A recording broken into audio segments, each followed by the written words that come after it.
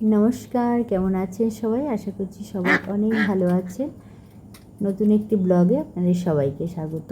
বাড়ি থেকে পুত্তলিকা গাছ এনে বসিয়েছিলাম, এত সুন্দর ফুল ফুটছে দেখে মনটা ভীষণ ভালো হয়ে যায়, তাই আপনাদের সাথেও একটু শেয়ার করলাম।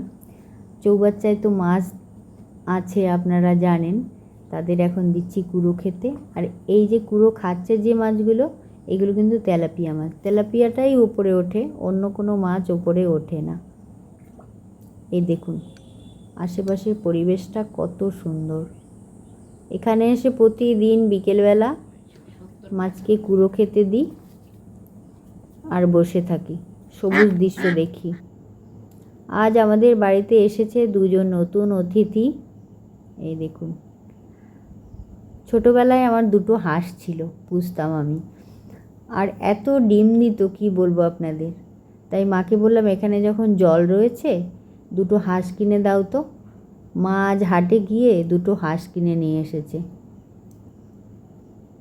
হাঁসগুলো একটু হাঁপ ছেড়ে বাঁচলো।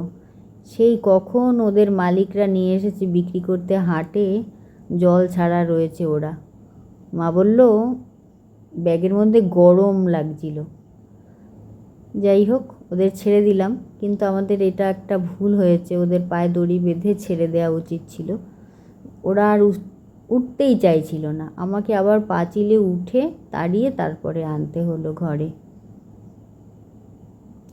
দেখা যাক, দুটো এসছে, এবার দুটো যদি সুস্থভাবে ভালোভাবে থাকতে পারে এখানে, তাইলে এদের সংখ্যা আরও বাড়বে, বন্ধুবান্ধব হবে। আর যদি এরা সেরকমভাবে ভালোভাবে থাকতে না পারে, তাহলে এরা দুজনই থাকবে, আর বন্ধুবান্ধব আর বাড়বে না।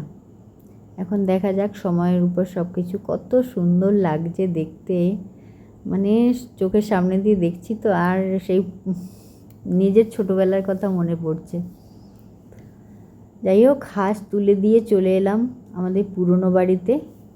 গত বছর আপনাদের দেখিয়েছিলাম আমাদের কুদ্রি গাছে কুদ্রি হয়েছিল অনেক, সেই গাছটাই আবার নতুন করে ডালপালা ছেড়ে, এই যে দেখুন আবার কুদ্রি হয়েছে প্রচুর। আর এই গাছে এইখানটায় না আমাদের ডাঁটা গাছ, আর আলাদা করে দানা কিনে এনে বসাই না। এই যে ডাঁটাগুলো হয়, এর দানা যখন পেকে যায় এগুলোই ছড়িয়ে দিই, প্রচুর ডাঁটা হয় আবার সেই থেকে। আর এখানে দেখুন, এই যে গাছটা টবে ছিল বাড়িতে, রঙ্গন গাছটা, এটা এখানে এনে বসিয়ে দিয়েছি। কত সুন্দর বড় হয়েছে, কিন্তু এখানে যত্ন করার সময় হয় না। আর এই যে একটা সজনের ডাল বসিয়ে দিয়েছিলাম মাটিতে, তার থেকে দুটো গাছ বেরিয়েছে। ভিডিওটি আজকে এখানেই শেষ করছি, সবাই ভালো থাকবে।